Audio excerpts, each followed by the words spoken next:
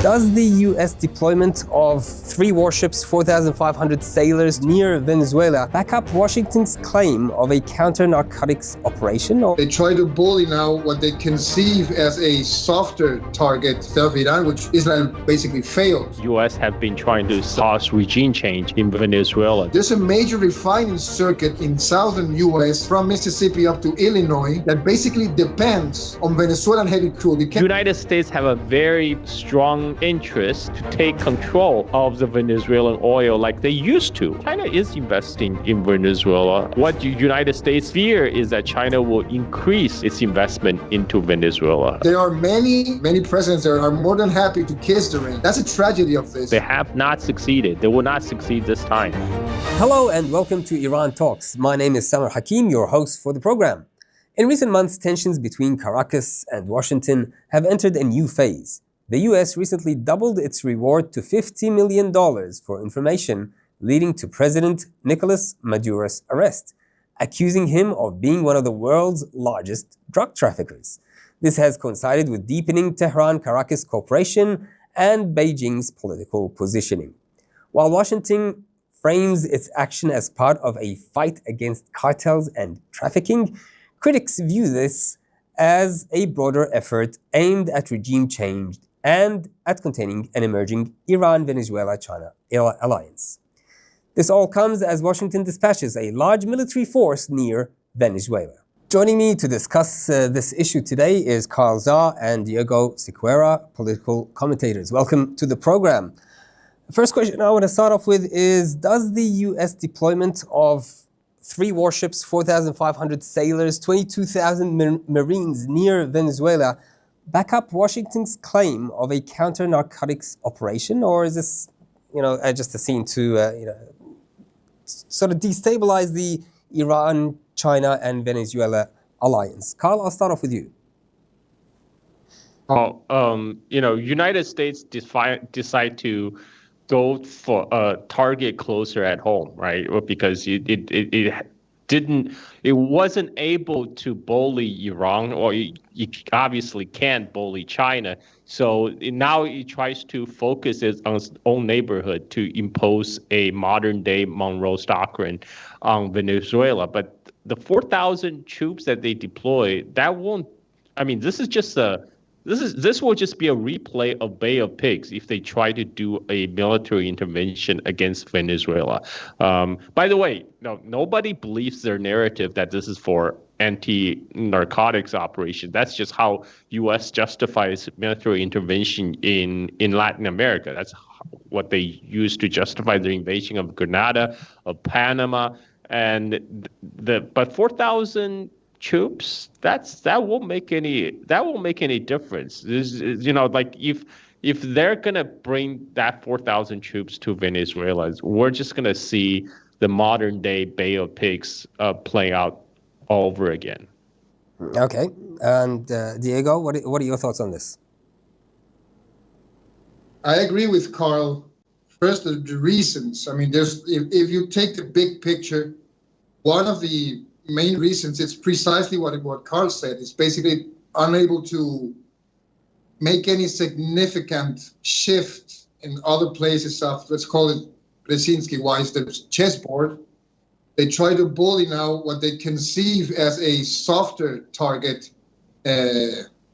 instead of Iran, which Israel basically failed at that moment, as we know. So it also plays, that's for that big layer. There's a second one here that also needs to be taken into account. Given that this new administration has a different approach, especially because of Marco Rubio, regarding the region and regarding the projects of how to reboot in some way or another empire, they need to do their own hemispheric strengthening before, they're building the wall now. It's not dividing Texas from Mexico. Basically, it's a hemispheric wall now, especially to protect, quote unquote, protect the region from foreign actors, just like China and Iran or Russia, for that matter. And Venezuela, of course, it's like the reception point, politically speaking and diplomatically and trade-wise speaking, of the region. But there's a third layer here, and which also has to do with U.S. context, and it has to do with the southern crisis, like Axios call them, the Florida crisis, as in the need for Trump to give something to the Cuban lobby in Congress in order to be able to push his own agenda as the triple B, the big beautiful bill and whatnot, whatever he needs.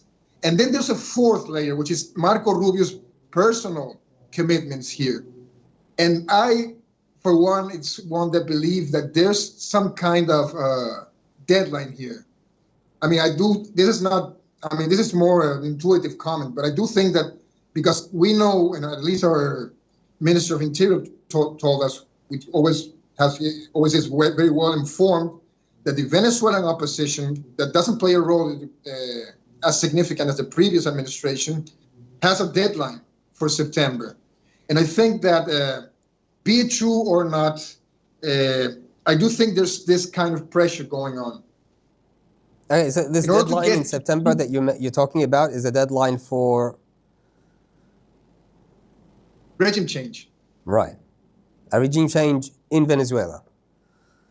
Yes. What about the 4.5 million militia members that have been mobilized and drones not allowed to be flown? Is this a genuine operation, or is this symbolic? Well, as symbolic and as genuine as a call for national mobilization can mean, to go both ways, And I think that depends on what the U.S. does. The task force they sent, the Iwo Jima amphibious task force, rapid response, or something like that it's called. Like Carl said, it's not enough, but it brings home the point of power projection. And I do think that one of the calculations here, which is the usual flow, if you ask me, is like if they bring all these Marines and ships to our shores, that would trigger some sort of panic mode inside the government, inside society, or something that's going to put some more pressure and could become a drive to go further with this agenda, which, of course, if you take that as a measure, it's not happening. It's not happening at all at this moment. I mean, to be even frank, I mean, it's more visible, the mobilization, people signing in for the militias, than anything that you can feel that as like, the gut feeling that something big is going to happen is something that you don't feel, at least in Caracas right now. Right. Also, I might add to Finn's point, which is, I think it's important, it's the last week and the week previous to that, many terrorist plots were foiled. And this could bring the dimension of two simultaneous plays going on. Okay, can you give us a little bit more details about the terrorist plots? What was exactly foiled? Yes, since July the 29th of last year, after the presidential elections, it has been a current theme and thing both throughout the year that a major plot, basically, terrorist plot, has been foiled, and it involves the same three kind of actors here.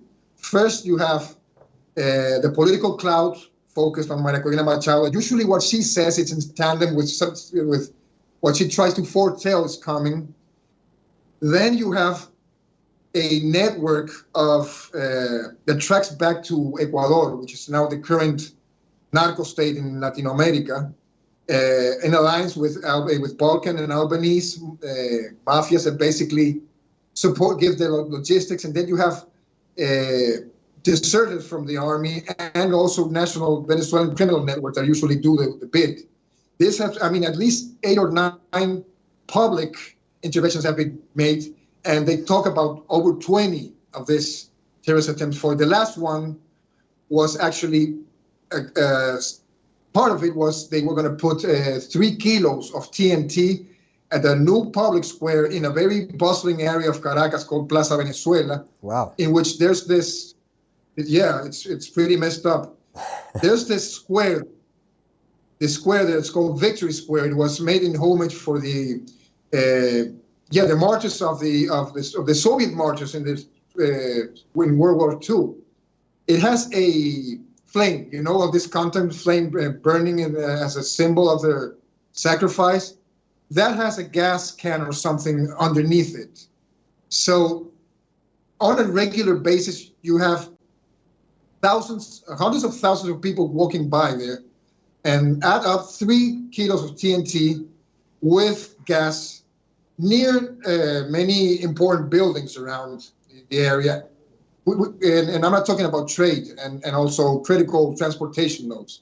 Right. That would supposedly cause chaos, which guess that in a timely fashion that would relate with the task force that's now reaching the shores. That's a dangerous part. That's it's the actual dangerous indeed. Carl, I want to move over to you. In Trump's first presidency, he recognized the opposition, the then opposition figure Juan Guaido, as a president or as the president of Venezuela, as opposed to the democratically elected president Nicolas Maduro. That didn't work then. Is it going to work this time with this, pretext of drug trafficking? Well, U.S. has been targeting Venezuela even before Trump. I mean, they have, for decades, U.S. have been trying to subvert the Bolivarian revolution and trying to cause regime change in Venezuela. They have not succeeded. They will not succeed this time. U.S. have carried out multiple coup attempt against the Venezuelan government. And we're just seeing the latest iteration. This is because fundamentally, it's because Venezuela is trying to chart its own independent course of national policy and foreign policy. That's something that United States cannot stand, especially in what they consider its own backyard in Latin America. U.S. has no partners, has no allies. U.S. has only vassals, and you want to turn every countries in the Western Hemisphere as U.S. vassals. That's why it has been trying to snuff out Cuba, Venezuela for decades. This is just more of the same. It's not going to succeed. I think Diego is right. This is probably Trump administration's attempt to intimidate. This is what Trump do. Trump is a bully. He will, if you read his Art of Deal, he will bluff. But 4,000 service members, that's not enough. That will barely make a dent. Right. I think Venezuela will be fine. Diego, what do you think? Carl is saying this is they've tried this before, they failed before, they're going to fail again. Is it a matter of just keep trying until they succeed? I think it's worse than that. I think the main issue here is the lack of capacity of innovate means of approach. And I'm not talking about politics, diplomacy, or whatever. I'm talking about precisely this kind of disruptive attempts. And I mean, he's completely right about that. I mean, I don't think this is going to be significant. And mind you, he did this exact same thing back in 2020, exactly like this. They brought a task force, a fleet near our shores. They did the same thing to the Philippines back then. The headline would be something like, the U.S. sends, in order to fight drug dealers, they send ships to the Pacific Southeast. What a surprise. And Venezuela. So not even in that sense, it's innovative. Mind you, brother, that one of the reasons this also happened back in the day, and I'm talking now about 2019, you can see it in Mark Esper's, a former Secretary of Defense memoirs. He talks about a meeting that happened right after the failed coup of April the 30th, 2019, what we call the Plantail coup here, because they just basically took a road, and the most significant picture was a box full of plantail bananas. So it's a banana coup.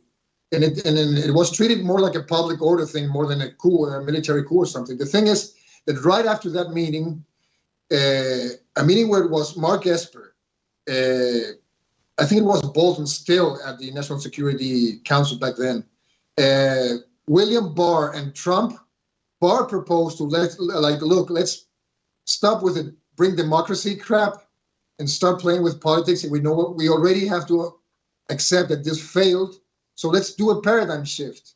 This is not more a matter of democracy. This is a matter of security. This is a criminal network. This is a cartel, like they're calling it right now, with a flimsy cartel de los soles, which translates into the Sun cartel, trying to link it to the generals of the military here. And that's why they did it. So it's basically the same thing going on right now. So that proves Carl's point, I think, completely. Rinse and recycle. Just keep going with the same thing over and over again. Okay, Carl, what about the Iranian assistance that is being provided to Venezuela right now with military assistance, UAV, short-range guided missiles, things like that, that is improving Venezuela's sort of defense systems? And at the same time, we know that Venezuela has some significant oil reserves. Is this going to be strengthening the deterrence that Caracas has with regards to the U.S. or not? Well, of course, Venezuela is always happy to receive assistance from fellow members of the global South. And then Iran do have a lot of expertise in terms of drone technology. You know, it's the Iranian drones that also help Russia in the battlefield against Ukraine. Now, the you mentioned that Venezuela has the world's largest oil reserve. I mean, that's a precise reason United States is involved. U.S. has, they have a nose for oil. Wherever there's oil, you will find U.S. trying to bring democracy. And right now, what they're doing with Venezuela is like a monkey throwing feces against a wall to see what sticks. So far nothing has stick. They're just trying everything right now. And another motivation that's driving the Trump administration is they are fearing that countries like China or Iran or Russia are making inroad into Latin America, which again, United States considered as its own backyard. And this is, China is looking to plow more investment into the Venezuelan oil exploration, for example, and that's a no-no for U.S. For U.S. that's a right reserve for U.S. oil companies. The cooperation with China, Iran, that's ridiculous. They can't have that. But again, nothing that U.S. has done so far has worked. They will keep on try again. But I don't see the result will turn out any differently this time. Okay, Diego, I'm assuming you were nodding there a little bit. Do you agree with that? Yeah, this is quite easy to agree with. Yeah, and he's right. I would add something to this, which I think it's, I think it brings another layer to this, which is, all these years, especially since the maximum pressure campaign back in 2019, 2020, there's this major cognitive dissonance between actual energy market interests and politics on the other side, ideological politics on the other side. This has been a big problem. I remember precisely Marco Rubio, as a senator, of course, promoting this same agenda back then, complaining about Valero Sources or something, which is a main buyer of Venezuelan heavy crude, saying that this is going to stop because they're supporting the regime, they're funding the criminal network, and et cetera, et cetera. Something that's going on right now. Again, you can see also the whole thing going on with Chevron, where they're giving the licenses and that they take it away. I mean, we're not the sanctions here. Chevron is the one that's being sanctioned, to be more accurate. But in any case, there's a major contradiction between these two forces. Even last again, there was this famous op-ed written in the Wall Street Journal. A guy was interviewing energy market players, U.S. energy market players, about back then the future elections, And basically what they said was, we prefer a known Nicolás Maduro, regardless we like him or not, instead of someone new like Maria Corina Machado in this case, that's going to disrupt even further the market. It's going to bring more instability. And when we need instability, we need stability, sorry. We need a stable market, because sanctions and the 40% of sanctioned oil throughout the world, of course, doesn't guarantee any proper development of the energy markets for them, for these corporations. We're not talking about us, of course, which obviously, or Iran for that matter, that obviously are also interested in selling like a normal player at the energy market, you know? So I think this is also a way to force it up, to rough it up, and to overcome this contradiction in that way. Because it's not only trade and sanctions and geopolitics and how Venezuela being undermined, it would undermine China or Iran or the U.S. There's another reason here. There's a major refining circuit in southern U.S. from Mississippi up to Illinois that basically depends on Venezuelan heavy crude. It can't be substituted by Alberta tar sands or anything. Only Venezuelan heavy crude, because it's a historical circuit. Ran basically by Valero and Chevron, and well, in Seagull, that basically had been taken away from us, which was a gas provider, gas station company that operated in the U.S. and which has been taken away within the financial maelstrom. But that's another story, anyways. But the thing is that you also have that need of feeding this circuit that only can be fed with this Venezuelan heavy crude. Right. Carl, between 2020 and 2023, the Chinese investment in Latin America apparently totaled something around about the $48 billion, although Venezuela didn't get much of it. Is that a change in China's attitude or policy towards Venezuela, or is the China-Venezuela relationship or alliance, still a deterrence to America? Well, the original Monroe Doctrine stated that the U.S. would not tolerate any other foreign powers' interference in Latin America. I mean, at that time, it was specifically aimed toward European powers, particularly British. Now, China is a near-peer competitor of the United States, and the Trump administration and the U.S. elite in general are very sensitive about China supplanting United States as the world's largest economy. It's going to threaten U.S. global hegemony, and particularly hegemony in the Western Hemisphere.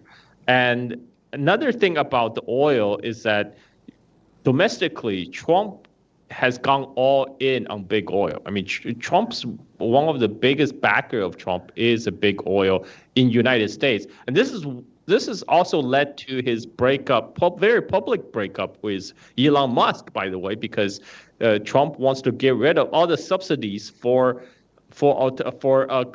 clean energy and for electrification and for transition to EV, because he wants to go all in on oil. And as Diego mentioned, a lot of the refineries in United States are set up to refine heavy crude that's produced by Venezuela. So the United States have a very strong interest, or I should say the oil companies have a very strong interest to take control of the Venezuelan oil like they used to. They used to have a large share of the Venezuelan oil resources, and they're not happy. Now they see another player like China is coming in. But why wouldn't China invest in Venezuela over the years 2020 to 2023? It sounds like it should have invested. Well, China is investing in Venezuela, and what the United States fear is that China will increase its investment into Venezuela, particularly in the oil sector. There's actually a CNN report from 2 days ago. You reported a private Chinese company is looking to invest another $1 billion into oil exploration in Venezuela. This is what alarms the Trump administration. Okay, so they wouldn't be happy about that. Obviously, that's good. Diego, do you have any comments about the Chinese investment? Yes, and also to address your question and why did China didn't properly invest enough during those years. I mean, I think I have to go full disclosure here. We're very good at fighting. We're very good at working in short-term periods, but we suck at planning and we suck at economy. And those were the worst years ever. And also, the other thing, which is not a positive one, but it's a real one, we have a huge debt with China. So, in that sense, when you say worst years ever, between 2020 to 2023 for Venezuela, is that economically?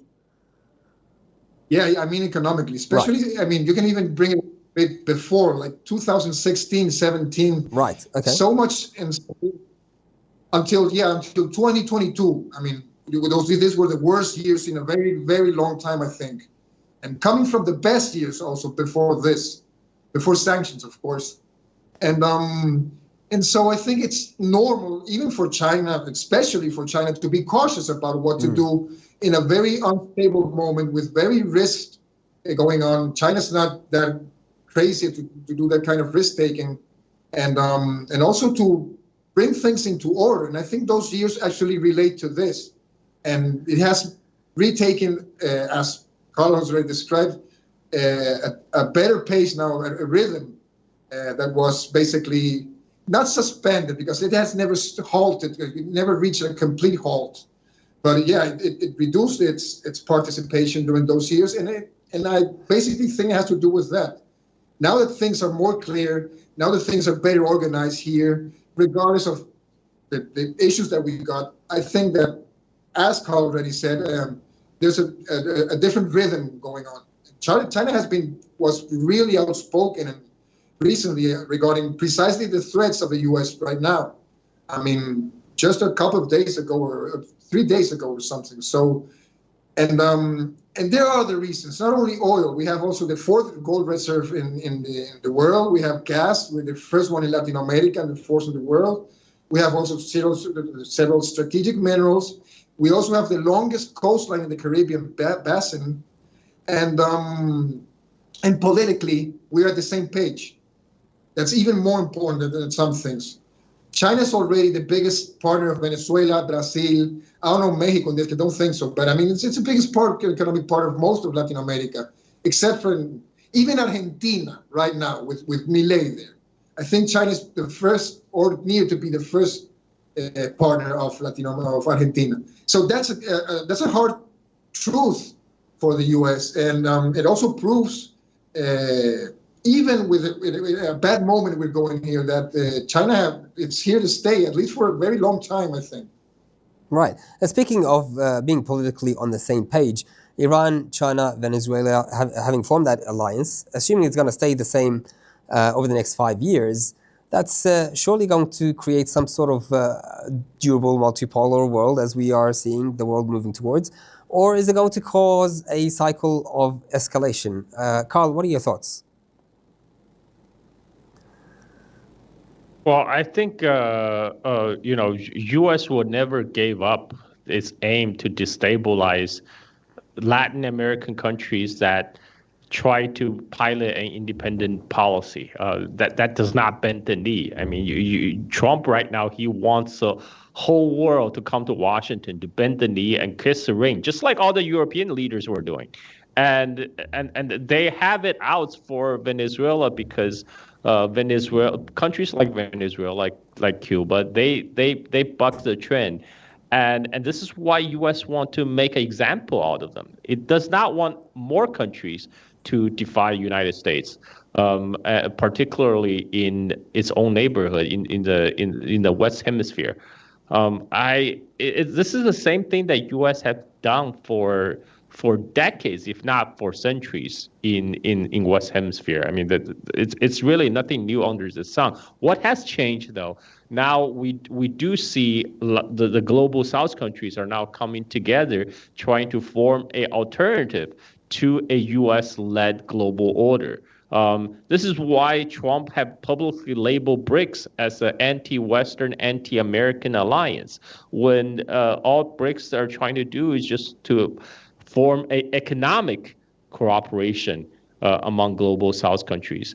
So I think what U.S. is increasingly concerned that is as the global South continue to grow, that United States not only it's going to get freezed out of this new world new world alliance, and this is why they're lashing back right now. Right. Diego, Carl says that Trump wants everyone to kiss the ring, and that with regards back to the question initially, is this going to form a durable multipolar world or a cycle of escalation? I've been writing about this since Trump came back to office. We are now actually domestic policy more than foreign policy. I mean, Latin America in general. I mean, we're part of the reshoring and repatriation of capital and industry. So if you don't like the fiscal offers that the U.S. have on their grounds, we have all this land that you can lease and use for this. So, and also, that's why also another way they enforce the security issue above the political ones. And yes, I mean, completely. I would have joked that, we are the background, but what's going on in Europe, man, I'm not sure. It's a background with a big pool. If we compare it to Latin America right now, what's going on in Europe. But the sad thing is, one of the historical north, the historical compass of Latin America has been unity ever since independence. Like Pan-Africanism, like Pan-Asianism, 100 years before. So Latin America has also been balkanized in so many ways, de facto, de jure, politically, whatever, And currently, right now, we're in a bad place, I think, regarding that guiding, that main important Bolivarian guiding line. I think that's very important here to address. So they feel if the country, here's my cat, by the way, with a tail. So if they need to enforce the divisions within the continent in order to enforce the grip on the region. And yes, they're going to take it all the way to the kiss, to kiss the ring. And there are many governance here, and many presidents are more than willful and more than happy to kiss the ring. That's a tragedy of this. And of course, you have countries that won't kiss the ring, and I think this has been shown: Nicaragua, Cuba, Venezuela, Mexico. Mexico has also shown a lot of spine. Then you got countries like Brazil that I don't know why they're doing all this liberal, sorry for the word, but this liberal bullshit kind of thing, this pointless balancing act between BRICS and G20. I mean, they undermined our accession into BRICS last year, and it was a Bolsonaro foreign policy official that they allowed him to do this. And this is Lula, man. This is no one else. You can't blame anyone else. And then you have the other extreme. You have Argentina with Milei now, which is a nutcase, and it's going to be the biggest Israeli protectorate in the whole world. Then you have Paraguay, that even now doesn't recognize China. They recognize Taiwan instead of China. Wow, okay. They don't recognize China. They don't. I mean, they even have a square with a Chiang Kai-shek statue. I mean, Stroessner was like the paladin of anti-communism, and they actually remained that way. Mind you, Honduras also didn't recognize China until recently. Right. It's crazy. You see all these lines clashing and overlapping in this situation, and they try to make the best of the situation. And there are ways and inroads they'll be able to do it, but not in Venezuela, not in Nicaragua, not in Cuba, not in Mexico. So that's the thing. What you have, and regarding the multipolarity thing, which is also an important decision that already Venezuela and Honduras and formerly Bolivia, by the way, sadly not anymore, made. The only response for this, and I'm quoting a Pepe article that he wrote 2 years ago, the only response to multipolarity actually is genocide. The only thing that could, quote unquote, maybe stop the energy and paradigm shift throughout the world, it's basically genocidal means and intent and exterminate. Just like they're doing it in Gaza, it's going to be the canary in the coal mine. If they're able to do it somewhere else, they will. That's the Gaza method if we think about what Tariq Sidi Lamar wrote also a couple of years ago. Wow, that could escalate very quickly then, couldn't it? Yes. At the same time, it could happen. That's the... Well, yeah, nothing is impossible. Yeah. Look, I was reading about, Diego, this one's for you, I guess, because of your location, but I was reading about an Iranian supermarket called Megasis. Is that how you pronounce it? Yep. Yes. So Megasis is an Iranian supermarket that was opened, I don't know, a few years ago, 4 or 5 years ago in 2020, is what I read, alongside with the refinery rehabilitation that Iran is, doing with Caracas. Is this, first of all, what is Megasis, if you can tell us more about that? And then, is this more cooperation between Caracas and Tehran, or is this just a political show? No, man. I mean, it's funny talking about risk-taking. Megasis opened shop here precisely during those really bad years here in Caracas. Yes, in 2020, right in the middle of what you mentioned. Yes, exactly. Precisely. And actually, I must say, I mean, Iran had a stellar role during those years for us. I actually remember, I warm-heartedly remember them because, I mean, they were pretty vocal about their support in the worst moment for Venezuela. This has happened before the other way around. I mean, I like that very much, how that intense part of the relation has been going on. No, I mean, we have a strategic partnership with Iran.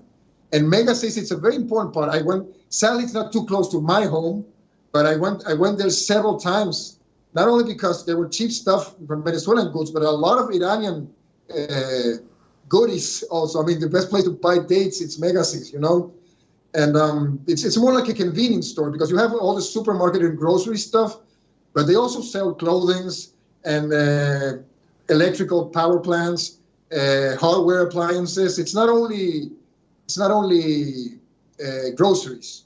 So, and I think it was a very bold move. So it's not just a supermarket; it's a super store. Really, it's like it's a department store. It's got everything in it. And they also have exhibitions. Go on. Yeah, I mean, they showed a medical machinery, convenience, and medical supplies, and also agriculture goods. I mean, small ones. I'm not talking about tractors or anything else, but shovels and rakes and whatever. So it's made a real change and improvement to the lives of the population in Venezuela. It's not just a show. I think locally, yeah, it's not a show. It's not a show. It's actually very well placed. It's right in front of Petare. Petare is the most densely populated slum in all Latin America. Not the biggest, but the most dense one. So they knew where to go, And yes, I remember every time I went there, I've seen many working class Caracas families going there and buying stuff. You can also buy, by the way, you can also buy carpets and cell phones. And Iranian carpets. Yeah. Wow. So you might not say it's like a huge impact, but I think locally it's significant. They should open more in order to, to have that level of impact. Because the problem is, I think there's only one, which is this one.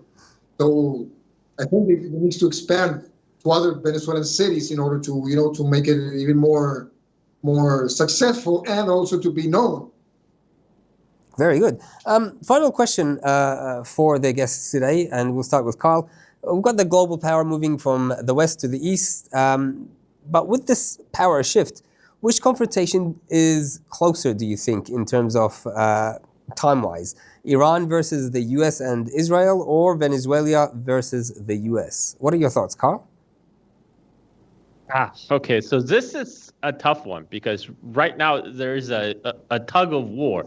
Israel very much would like to involve United States in another Middle Eastern war against Iran because Israel knows by itself, it lacks a capability to confront Iran. Iran is too big, too powerful for Israel to handle. So Israel wants United States to be involved.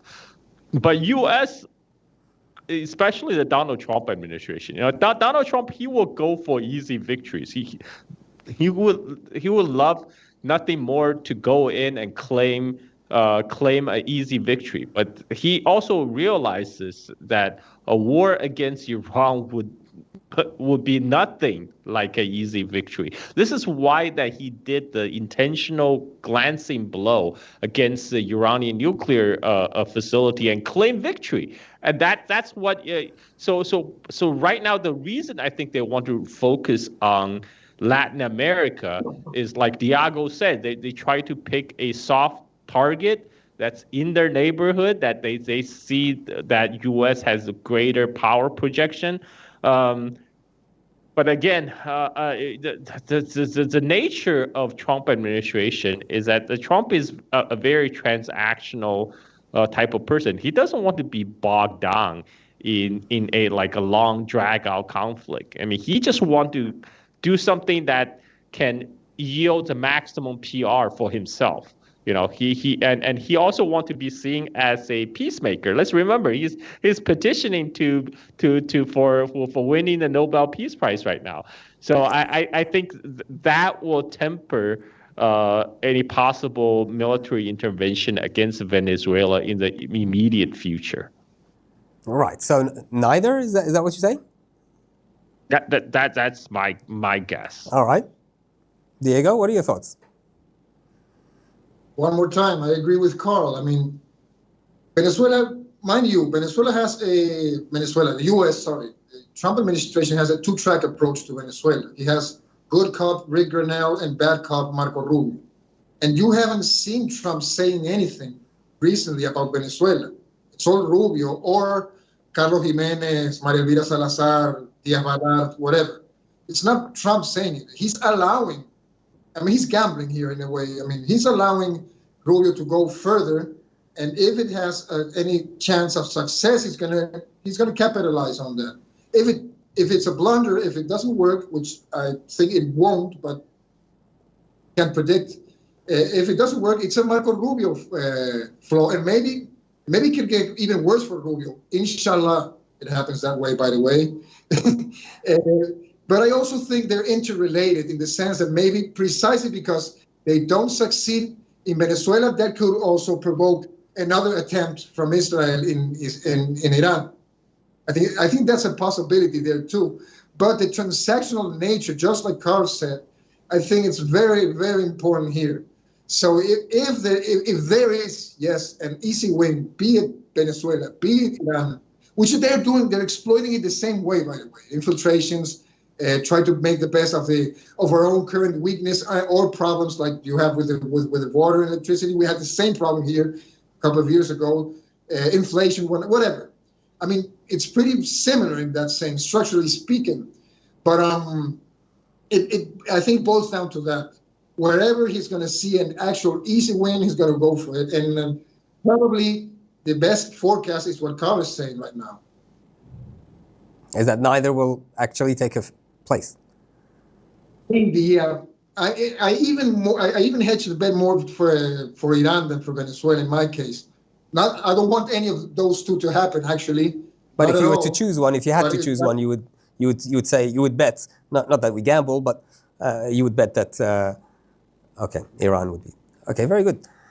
I think, not happy to say it, but I might speculate it's more possible because you have the Israel factor there, and you have the Gaza occupation, which won't work either.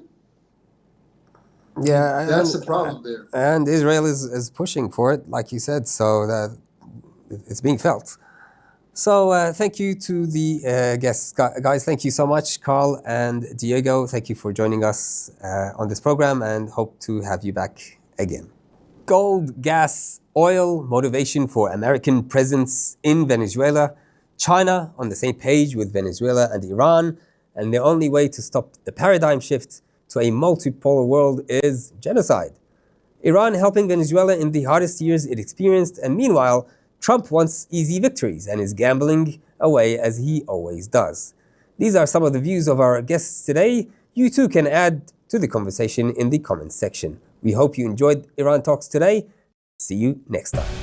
Iran.